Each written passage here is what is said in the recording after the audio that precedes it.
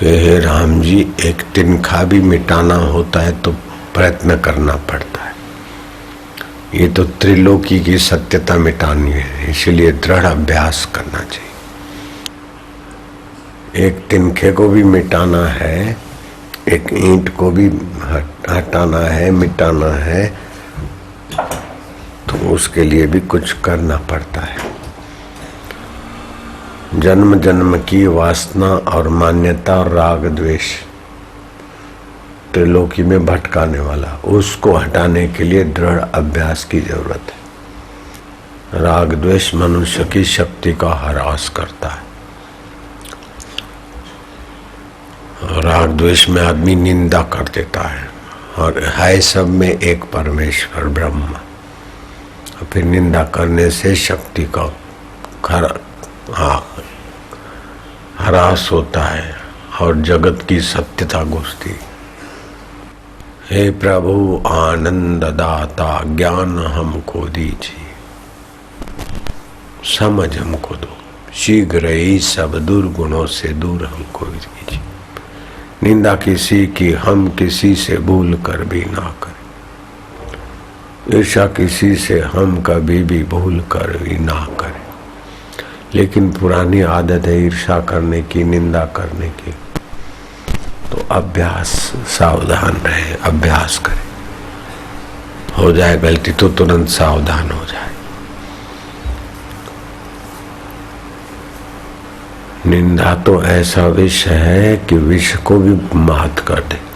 जहर जिस बोतल में रहता है उस बोतल का कुछ नहीं बिगड़ता, जो पीता है उसको मारता है। लेकिन निंदा तो जो करता है ना, उसी का हृदय खराब करता है और सुनने वाले का भी मन और विचार बिगाड़ता है। समझते हैं यूं करते, लेकिन सावधान नहीं है, अभ्यास नहीं है। निंदा करने का, अपना गुरु बनाने का गंदी आदत वो मनुष्य को बहुत तुच्छ बना देती। और जहाँ भी 5-25 होते वहाँ ये होता ही रहता है। राग द्वेष निंदा गुटबद्दी। इसलिए वशिष्ठ जी कहते हैं, राम जी, राग और द्वेष ही चित्त के दोषों को पुरुषार्थ करके हटाना चाहिए। और जिस किसी की बातें सुनना, करना, जगत की सत्यता घुसेड़ना अपनी खोपड़ी में, ये हीन मनुष्यों के लक्षण है, तुच्छ आत्मा के लक्षण है। भगवान कहते हैं, महात्मनस्तु माम पार्थ, जो महान आत्मा है। तुच्छ आत्मा किसको बोलते? जो तुच्छ चीजों में, तुच्छ विकारों में अपने समय शक्ति को नष्ट करता, वो तुच्छ आत्मा है। जो तुच्छ वस्तुओं में, तुच्छ बातों में, तुच्छ विकारों में, निंदा स्तुति में अपना समय शक्ति नष्ट करता है, वो तुच्छ है। और जो मध्यम कर्म में अपना समय शक्ति खर्च करता है, वो मध्यम आत्मा है, मानव आत्मा है। लेकिन जो शुद्ध परमात्मा के निमित्त सेवा कार्य और परमात्मा के निमित्त ही सोच विचार शक्ति का उपयोग करता है, उसको भगवान ने कहा, महात्मनस्तु माम पार्थ, वो महान आत्मा है। तो मनुष्य के हाथ में ही है। सामान्य मनुष्य आत्मा रहो, तुच्छ आत्मा बनो, महात्मा बनो। पवित्र जगह पर रहते अगर तो राग द्वेष नहीं छोड़ते तो तुच्छता पीछा नहीं छोड़ती। काय को तुच्छ आत्मा बनना?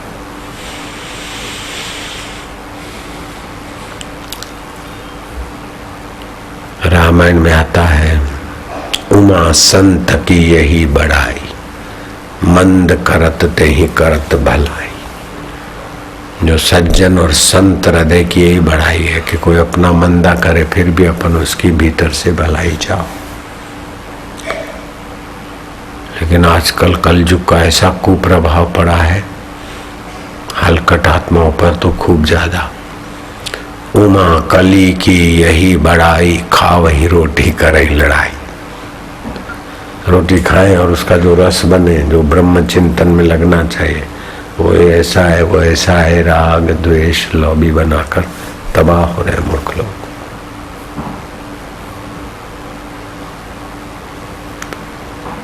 तो हे राम जी, एक तिनखे को नष्ट करना है तभी भी यत्न करना पड़ता है। तो जन्म जन्मान के संस्कार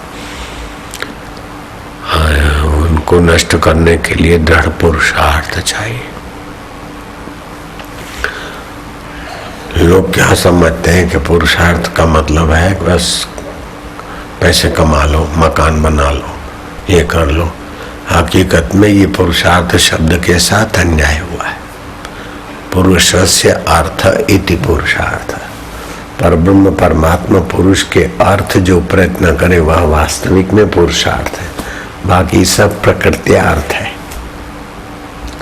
प्रकृति की चीजों को पाने के लिए पुरुषार्थ क्या है? वास्तव में पुरुषार्थ तो परमात्मा पुरुष में, ईश्वर में जगने का प्रयत्न का नाम ही पुरुषार्थ है। बाकी सब रोटी अर्थ है, नौकरी अर्थ, पैसा अर्थ।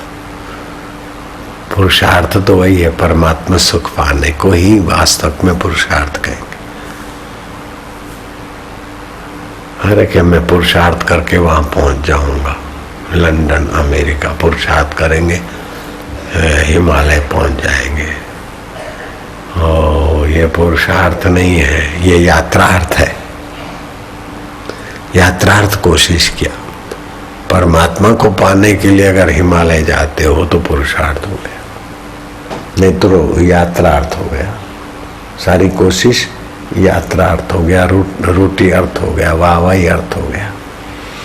अरे इसने पुरुषार्थ किया, बड़ा प्रसिद्ध हुआ। पुरुषार्थ नहीं, वाहवाही अर्थ है। तो मरने वाला शरीर प्रसिद्ध हुआ तो क्या जख मार लिया? मरने वाले शरीर को सुविधा मिल गई तो क्या खाक मिला? अपने अमर आत्मा को पाने का प्रयत्न ही वास्तविक में उस पुरुष को पाने का प्रयत्न ही पुरुषार्थ है। तो पुरुष कैसे है? बोले परम अभ्यास योग युक्तेन चेतसा नान अन्यगामिना परम पुरुषम दिव्यम। परम पुरुष है, दिव्य है। मन बदलता फिर भी नहीं बदलता, बुद्धि बदलती फिर भी नहीं बदलता, विचार बदलते फिर भी नहीं बदलता, देह बदलती है, मर जाती है फिर भी नहीं बदलता। वह परम पुरुष अपना आत्मदेव परमेश्वर है। उसके अर्थ जो प्रयत्न है वो पुरुषार्थ है। बाकी सब रोटी अर्थ, हवाई अर्थ, यात्रा अर्थ, निंदा अर्थ, ये सब उसी में। सबको बोल देते पुरुषार्थ। शब्दों के साथ तो अन्याय होता ही रहता है। जिसने महान राज्य पाया, इस धरती का नहीं आत्मराज्य पाया, उसको बोलते महाराज। दास कबीर चढ़ो गढ़ ऊपर, राज्य मिलियो अविनाशी। विनाशी गद्दी नहीं, अविनाशी आत्मा में स्थिति को बोलते। लेकिन आजकल तो भीख मांगने वाले को भी महाराज बोलते हैं और बर्तन मांजने वाले को भी महाराज बोलते। महाराज जरा बच्चे की नाक साफ कर देना, महाराज जरा ये बर्तन धो लेना, महाराज जल्दी रोटी बना देना। रसोई को भी महाराज बोलते, भीख मांगे को भी महाराज बोलते। तो ऐसे जिस किसी में पुरुषार्थ बोलते हैं, वास्तव में ये पुरुषार्थ ही नहीं है। ये सब प्रकृति अर्थ है, रोटला अर्थ है, वाहवाही अर्थ है, यात्रा अर्थ है। परमात्मा देव को पाने के लिए, सुख दुख में सम रहने वाले, सत्व में टिकने के लिए जो प्रयत्न है उसको पुरुषार्थ बोलते। वह पुरुषार्थ परम देव है। ये देवी देवता जो देखते हैं उनमें भी वो आशीर्वाद देने का सामर्थ्य परम देव में, इसलिए पुरुषार्थ को परम देव बोलते हैं। और पुरुषार्थ कैसा? शास्त्र और संत सम्मत, राज विद्या राजगुह्यम पवित्रम उत्तमम। ये सारी विद्याओं की राजा विद्या है आत्मविद्या। बड़ी गोपनीय है और परम पवित्र है, करने में आसान है और उसका फल प्रत्यक्ष है। स्वर्ग के लिए प्रयत्न करते तो मरने के बाद मिलेगा अभिष्ट। अमुक तपस्या करो तो बाद में फल मिलेगा, लेकिन इसका तो सत्संग सुनते सुनते परमात्मा का विचार करते करते अंतःकरण फलित होने लगता है परमात्मा सुख और ज्ञान से, माधुर्य और मस्ती से। इसीलिए लाख काम करोड़ काम छोड़कर सत्संग का पुरुषार्थ करना, सत्संग में बताया हुआ पुरुषार्थ करना चाहिए। राग द्वेष मिटाकर, कूड़ कपट बेईमानी जो छोड़ जानी है चीजें, उनके लिए बेईमानी करना। अन्य क्षेत्रे कृतम पापम तीर्थ क्षेत्रे विनश्यति। अन्य जगह पर किया हुआ पाप तीर्थ क्षेत्र में नाश हो जाता है। तीर्थ क्षेत्रे कृतम पापम वज्रलेपो भविष्यति। तीर्थ क्षेत्र में किया हुआ पाप वज्रलेप हो जाता है।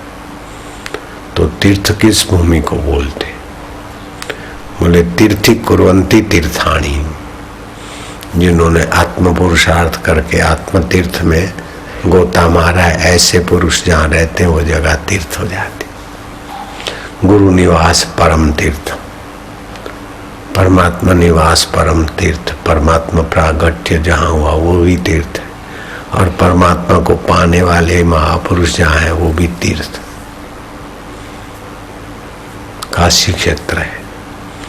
ऐसा पुरुषार्थ जिसने किया, आत्मा को जान लिया, ऐसे महापुरुष जिस पानी को देखे वो पानी गंगा जल, जिस वस्तु को देखे वह वस्तु प्रसाद, जिस व्यक्ति पर दृष्टि डाले वो व्यक्ति भी धर्मात्मा पुण्यात्मा के पुण्य को पाता है।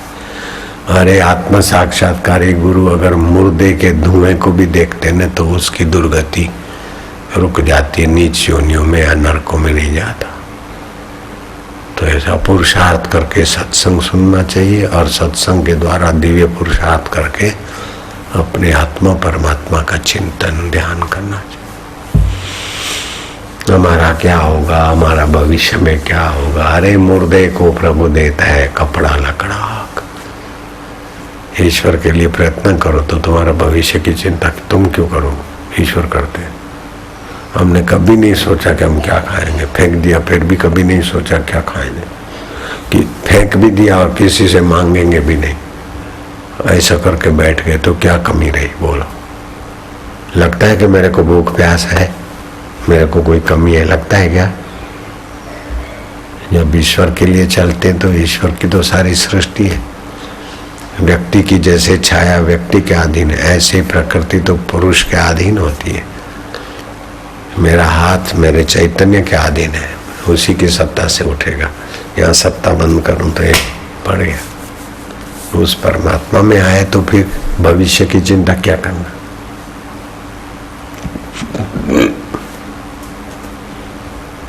ऐसा परम पुरुष दिव्य, उसके लिए प्रयत्न करो। बाकी के प्रयत्न झूठ कपट बेईमानी करके ये पाया, ये क्या, वो क्या है, तो सब गधा मजूरी, मूर्ख लोग है, पामर है, पातकी है, नरा अधम है। गीता में ऐसे लोगों को कहा नरा अधम। मनुष्यों में वो अधम है जो बुद्धि को राग द्वेष आसुरी कर्म में लगते हैं, लगाते हुए नरा अधम। आसुरम भावम आश्रिता, आसुर भाव का आश्रय लेते। विमूढ़ा, ठीक तरह से मूर्ख हो गए। विमूढ़ानुपश्यन्ति, वो विमूढ़ लोग मुझ चैतन्य स्वरूप को, शांत को, सम को आत्म रूप से नहीं देख सकते।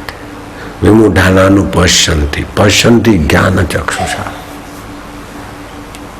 ज्ञान की आंख से मुझ परमेश्वर स्वभाव को जानते। ईश्वर प्राप्ति की इच्छा किसको है? सच बोलो। अच्छा, ईश्वर को नहीं पाएंगे तो नहीं चलेगा। ईश्वर प्राप्ति नहीं हो तो नहीं चलेगा, नहीं चलेगा। चला लेना, थोड़ा सा चला लेना, 1-2-5 जन्म के बाद देखा जाएगा। नहीं चलेगा। बढ़िया नौकरी मिल जाएगा तो नहीं चलेगा।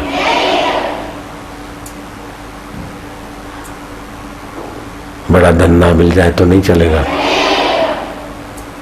बड़े पहलवान बन जाओ तो नहीं चलेगा। ला ईश्वर प्राप्ति के बिना नहीं चलेगा। दुनिया की दूसरी चीजें मिल जाए तो क्या घाटा, नहीं चलेगा। ईश्वर प्राप्ति करना ही चाहिए। और जो नहीं करते वो बुद्धिमान है ना, मूर्ख है। हाँ, इतना तो बच्चे भी जानते लोग। जो ईश्वर प्राप्ति के लिए प्रयत्न नहीं करते वो कौन है? मूर्ख है। ऐसा मूर्ख था एक मूर्ख शिरोमणि राजा अंद्रग। राजपाट तो खूब था उसका, लेकिन मर गया तो काचिंडा हो गया। दूसरा वीआईपी मूर्ख था राजा अज। मिथिला का राज तो था, बिहार में है मिथिला, बिहार में है ना, तो बिहारी मर गए रहे राजा, बिहारी राजा मिथिला के मर गए रहे तो यमराज सुनाए रहे ना। 1000 वर्ष का सांप डेंडू अजगर बनने का, वो बन गए। राजा तो थे बिहार के बड़े प्रसिद्ध, और हर 5 साल में वोट नहीं मांगते थे। एक छत्र सम्राट रहे, फिर भी मरने के बाद अजगर बन गए। अच्छी चूहा खाए, मेढक खाए, मरा हुआ जानवर खाए। वो कभी मिले ना मिले, और फिर बिल में जा रहे थे, सो किसी ने देखा, पकड़ो पकड़ो, मारो मारो, तो डंडे मार दिए राजा अज को। तो राजा बन गए तो क्या है? ईश्वर प्राप्ति के बिना मूर्खी तो रहा, अपने हृदय में ईश्वर को नहीं देखा, और सब पढ़ा लिखा बड़ा राजा हो गया तो क्या खाक छाना। तो तुम भी बन जाना नेता, ईश्वर प्राप्ति छोड़ दो। मंत्री बन जाना, नहीं चलेगा। सेठ बन जाना, सेठ नहीं चलेगा।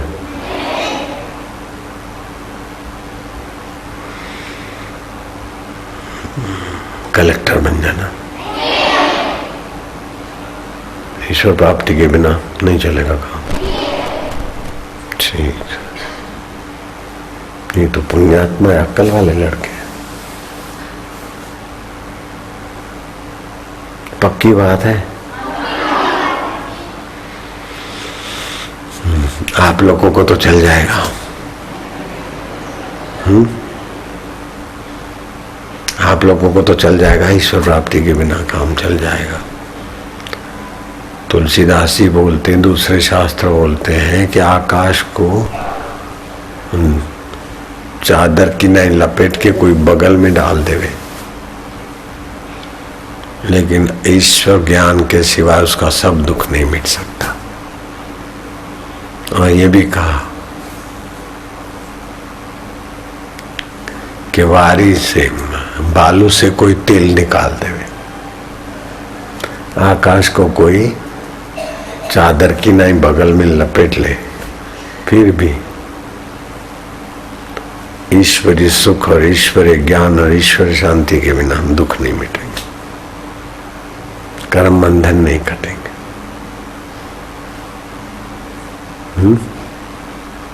ईश्वर प्राप्ति करना ही पड़ेगा ना। काहे को करना, चल जाएगा। खाओ पियो मजा करो, खाओ पियो मजा करो। मजा है सजा, सच्ची मजा ईश्वर प्राप्ति में है। ओम नारायण नारायण नारायण। संसार में कोई चीज में असफल आदमी हो गया तो सफल का फल क्या? जिस चीज की सफलता मिली वो सेवा करके करने का राग मिट जाए तो सफलता उसकी ठीक है, लेकिन सफल होने के बाद भी राग नहीं मिटा, फिर से वही गद्दी वही कुर्सी चाहिए, तो जीवन सफल नहीं हो रहा है। अच्छा समझो विफल हो गए तो कि ये ईश्वर की कृपा है, कि संसार की आसक्ति आकर्षण मिटाने के लिए ईश्वर जल्दी अपने शरण में लेना चाहता है। ईश्वर जल्दी हमारी आध्यात्मिक उन्नति करना चाहता है। अगर सफलता मिली तो वाहवाही में भटक न जाए, और लगभग लोग भटक जाते वाहवाही में, सफलता का उपभोग करने लग जाते। सफलता का उपभोग करने से आदमी संसार की आसक्ति में फंसता है, दम पछाड़ा करके जल्दी बुढ़ा हो जाता है। संसारी सफलता ऐसी। और फिर देखो कौन पूछता है, रिटायर लाइफ में कौन पूछता है? तो दुनिया की सफलता सेवा करके करने का राग मिटाने के लिए है, और विफलता, दुनियादारी में विफलता मिले तो वैराग्य जगाने के लिए। सफलता राग मिटाने के लिए, और विफलता आई तो वैराग्य जगाने के लिए कि जो एक दिन छूट जाने वाला है वो ईश्वर ने दिया ही नहीं।